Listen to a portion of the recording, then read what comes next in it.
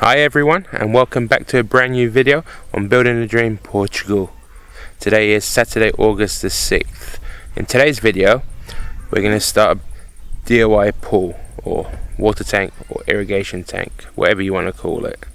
But we need to call it an irrigation tank, water tank, for various reasons. Now in today's video I'm going to give you an update of what's happened over the last 2 years until today, because we actually started this project 2 years ago, but we had to stop because the cement mixer broke. I'll just show you there.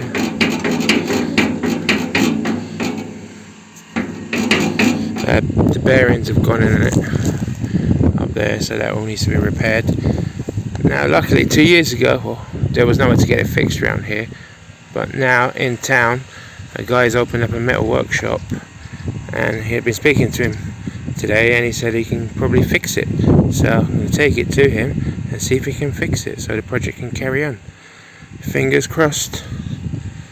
So luckily I don't need to take it that far, the cement mixer. I mean, that's the gate of the house, and where the forklift truck is, just down there to the right hand side, is where the guy's got his workshop in his town. So we've now got the cement mixer fixed. We're going to be carrying on with this project. We started this project, as I said, 2 years ago, and we got a digger to dig out this hole.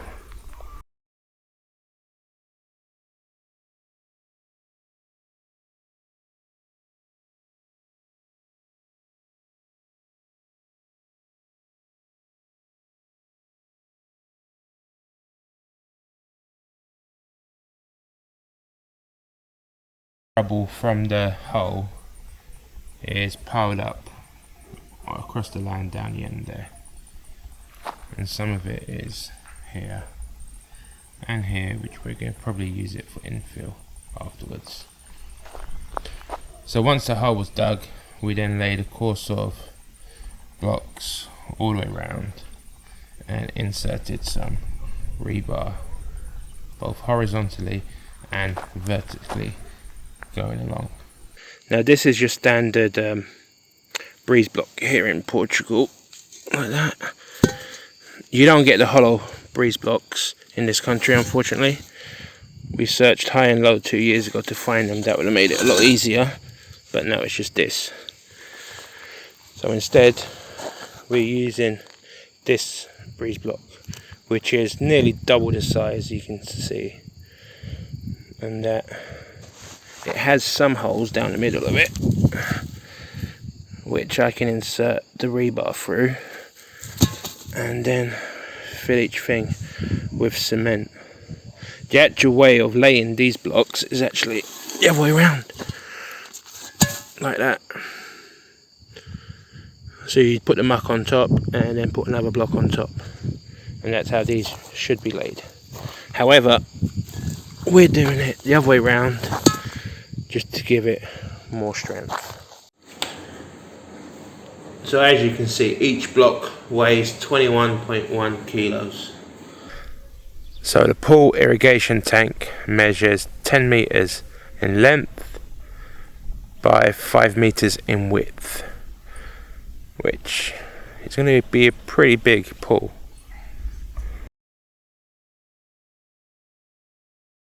Now let me explain why I'm calling this a swimming pool stroke water tank. Actually, you need to call it a water tank and not a swimming pool, because this bit here is the neighbour's land, so ignore that. But where the wall is the boundary of urban land and rustic land. Now you can't build a swimming pool on rustic land because you can't prove the need for a swimming pool on rustic land. So in theory I would have had to build a pool here on urban land. However, in the evenings when it gets to about 6 or 7, this area is covered in shade from the houses because the sun sets that direction. Whereas this area gets full sun up until 8 o'clock. In the evenings even later. So we're calling it a water tank and not a swimming pool. Now I can justify having a water tank because I have about 8 fruit trees on the other bit of land down there, and I have roughly 47 olive trees down that end, with a few more trees lying around. I can't remember what they are, I haven't been down there in ages. Also, for a swimming pool to be built on urban land in my municipality, in my Gambler, they're insisting on having architectural drawings for it. Whereas a water tank, funnily enough, you do not need architectural drawings. Don't ask me why, but it's just the way it is. Other municipalities, you don't need architectural drawings, you just go to them and tell them you're building a swimming pool, you give them the size, and they register it. But with my camera, they're insisting on providing architectural drawings for it. And now, to have architectural drawings drawn up will be at least €1,000, which is pointless at the moment, spending that amount of money for it. So we're just going to go ahead and build a water tank. So we're going to be trying to level out the floor of the pool today, and maybe over the next few days, depending how long it takes, using the rubble that's on this side. Now what I'm thinking is kind of like MacGyver style, and get that bit of sheet metal, which is no piece of roofing, and somehow make a ramp out of that. So that's what the sheet of metal looks at the back, with the bar of wood screwed in, and this is gonna like that latch onto the side of the wall, and then like a ramp I can just chuck stuff on it and it will slide down. Oh, snail. Don't worry, no snails were harmed in the filming of this video.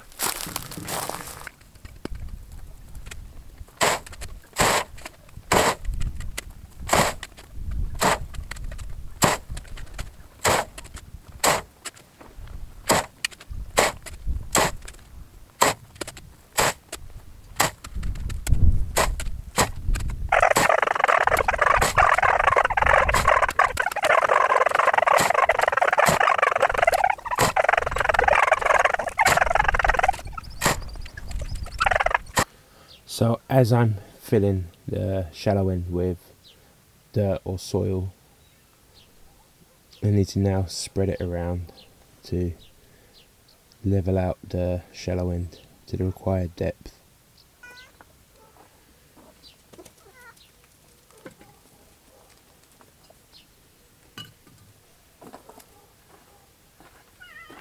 Hello.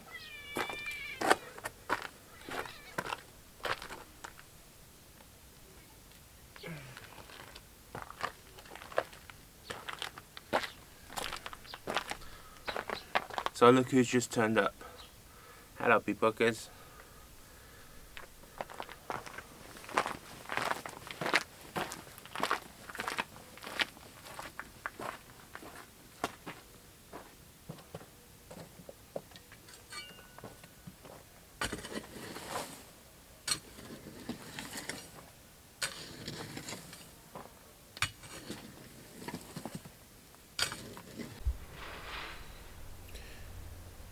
So by shoveling soil into the pool, I've managed to raise the shallow end of it by almost a whole brick in height.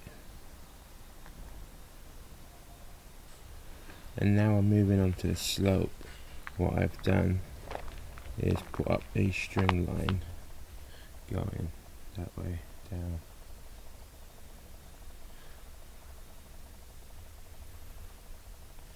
Just so I can start aligning the slope. I've also had to make a tamper so I can compact the soil.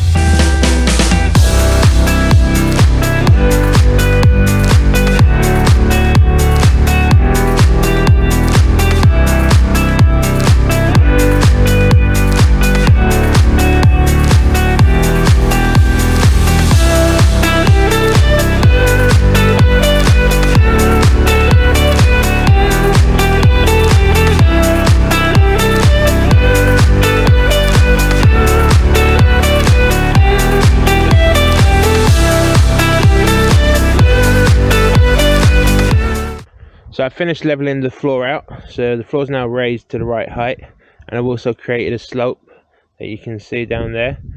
And now what I've started doing is opening up the block work so I can fit some rebar in along the sides. And it's the best time of day to do it now because it's 8:45. It's getting pitch black, but it's nice and cool. So let's see if the neighbours will complain with me chiseling and hammering away this evening. But during the day, trying to do this in the roasting hot heat, 38 degrees, it's pretty much impossible.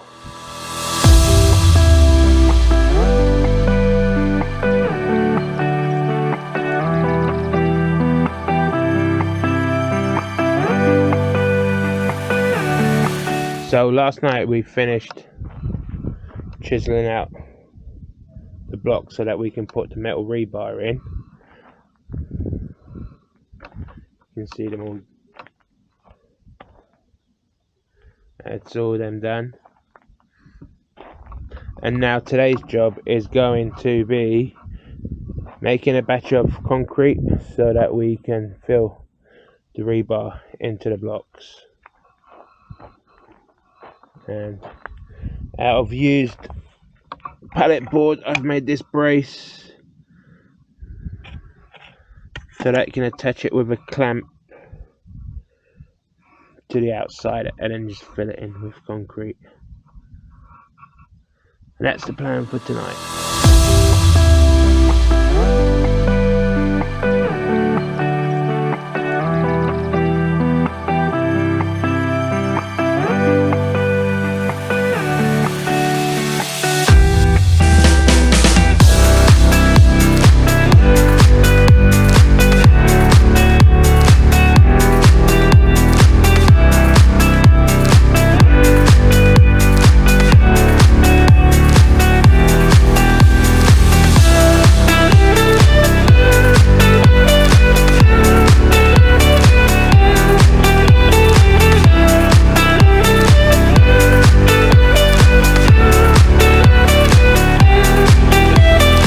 Hey everyone, just another update of where we're at with Project Pool water tank build, and let me just walk you around.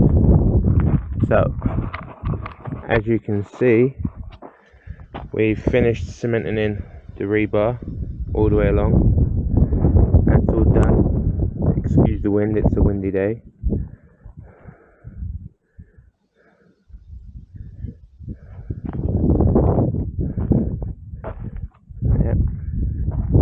And then down here in this corner on the right and over there on the left, we thought that there wasn't enough rebar in place, so we've decided to build a dam, if that makes sense, just down there, with the idea being that when they come to fill up the pool with concrete for the base, then they will fill this in here all the way around to this point, strengthening the corner here with concrete from the outside. There's less chance of the pool popping out with the pressure of the pool water. So also we've drilled holes at the bottom there, like that. So I'm going to add extra rebar in here and all the way along, so that will anchor to the bottom. Now what we're using is an epoxy resin, and this is the Portuguese version of it. Out here it's called Bucha Química, and you can use it to attach rebar to concrete, if that makes sense. And it has a structural weight of over 3.5 tons, basically, it can hold. So the idea is to fill each hole with the epoxy resin and then insert the rebar, and then that will connect to the mesh.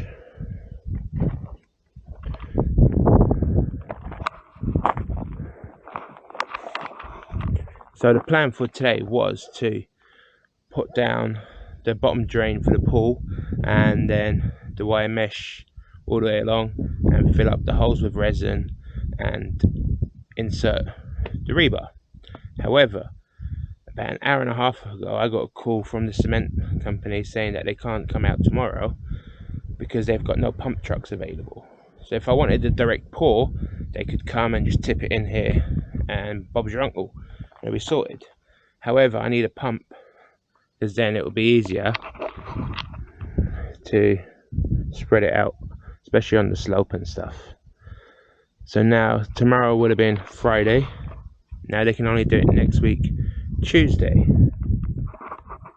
So if I had it done tomorrow, then it would have been just a direct pour. However, I need a pump because of the slope down there, you know, easier to direct it. However, the pump truck's only available next week Tuesday, so it's going to be a slight change in plan. Instead, what we're going to do, instead of fitting the wire mesh on the floor, and then it'd been really difficult to walk in here and work in here, instead I'm going to build up the block work around the back here and then leave the front block work alone, because otherwise when you go to fill it you can't really get out of the pool if the block work's too high. Because I can't build stairs into the pool because the foundation ain't in. Now we've ordered, for the pool alone it would have been 5 cubic meters of concrete. However, what we've done is we've ordered 8 cubic meters, so hopefully it'll be 5 for the base of the floor and then 3 to help reinforce the corners there and for the foundation of the pool house. So instead of going for 5 cubic meters, we're going for 8, and hopefully that should be enough for the pool, for the corners and the pump house.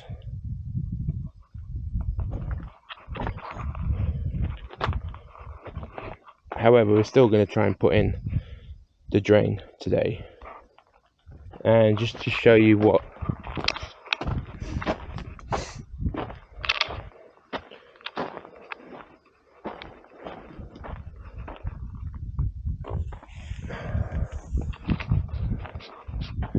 so the piping we're using for the pool is this one, is 50mm. Now if you're looking to buy piping in Portugal, it's quite difficult sourcing it here. You have to go to a specialist pool shop because everywhere else just sells you the waste pipe, which is 50mm waste pipe. It's not as thick as this and it can't withstand as much pressure as these ones can. So just bear that in mind if you're thinking of building your own pool out in Portugal. Make sure you get the proper piping. So we need to cut rebar. How do you cut rebar when you can't use machines that cause sparks with the fire restrictions? So usually you would get out the angle grinder and cut the rebar, but you're not allowed to use any machines that cause sparks on an open field or open land with all the fire restrictions in place. Well, the answer is giant sized bolt cutters, and believe it or not, you can actually cut rebar with these. Now let's show you how we do it. So you need to use the leverage of the bolt cutters.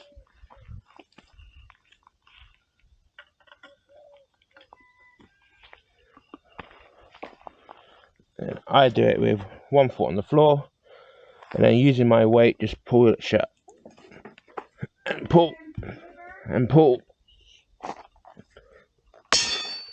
There we go. So just watch out because it flies out. So, and another piece now needs cutting. Make sure it's open.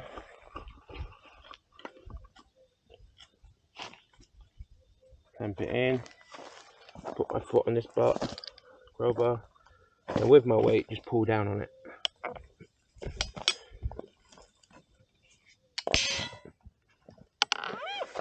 And that's how you cut rebar without using an angle grinder.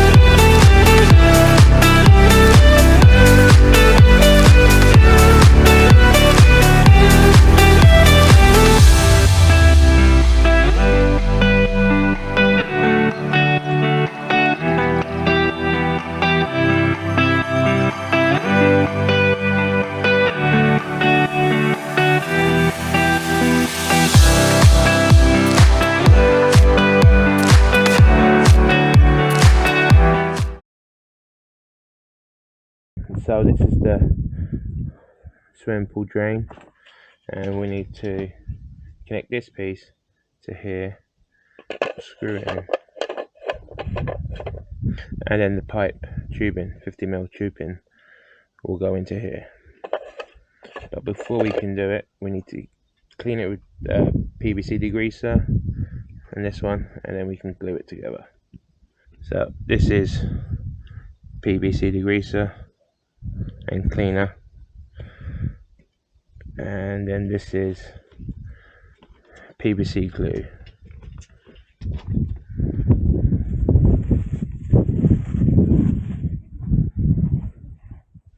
So you can use tissue or cloth.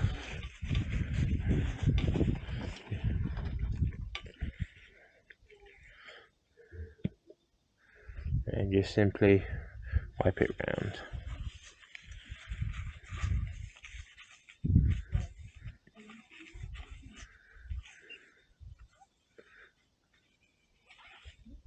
It basically just takes off any grease, any dirt, and any residue left on from the factory. And you just let it air dry. That's the drain. It goes at the bottom of the pool. Again, inside.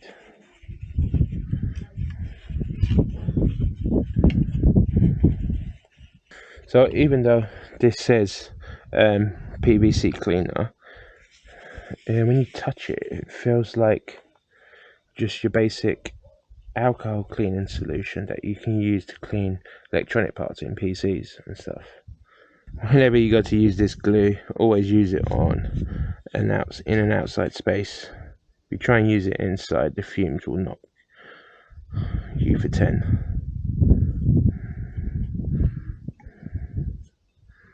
So it's like that. Get it on the brush and then around.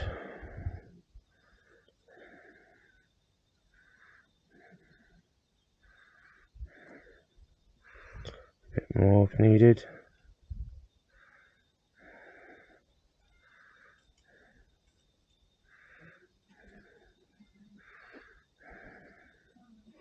This stuff will bond the two bits of plastic together.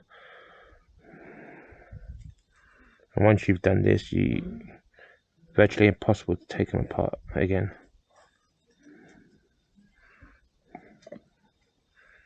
So it's in.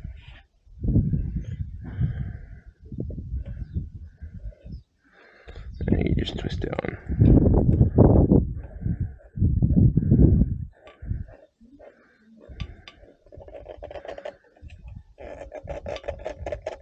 And it's in. It won't go anywhere.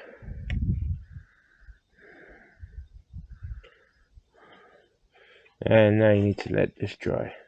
Once this is dry, we can then connect the 50mm PVC tubing to this. So as you can see, this is the drain for the swimming pool attached to the pipe. It's not glued in yet, the pipe, just test fit to see. And I need to drill a hole through the wall, and then the pipe's going to go vertically up and then into the pump house. And the location of it is going to be in the middle of the deep end of the pool. That's where I decided to put it. So to be drilling through the wall, I got myself some new safety glasses, and they are sunglass safety glasses, which I think are pretty cool.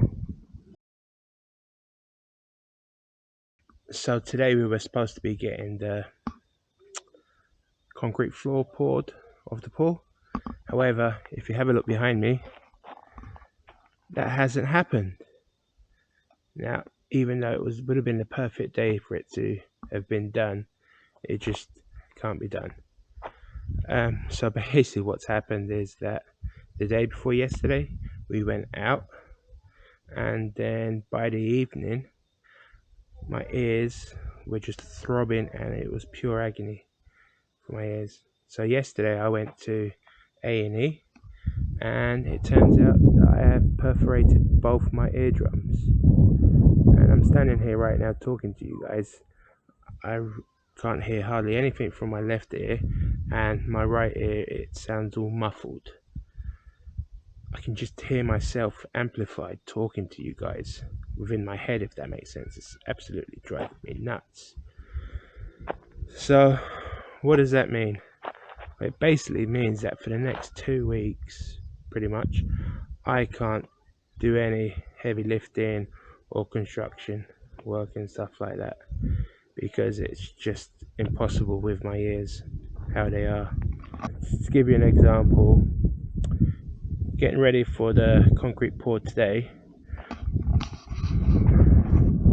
we laid another row of bricks, and now each brick weighs 21 kilos,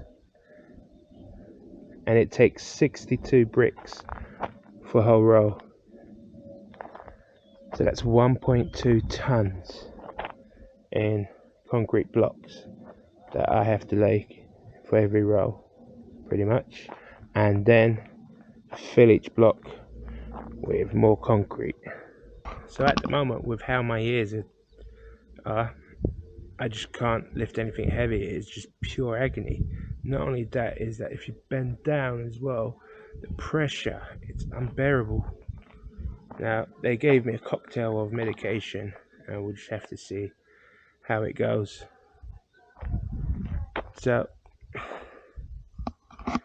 it's a bummer, because this morning I tried to do some video editing as well, and it just ain't happening. I can't hear anything properly with headphones on. It's just uncomfortable, and it gets really sore after a few minutes of trying to do it. I even called round some local builders to see if they could come out today, but it was just short notice for them to come out and lay it, so I had to ring up the concrete people and just cancel it, which they luckily did. This probably means that this is the last video for DIY pool this year,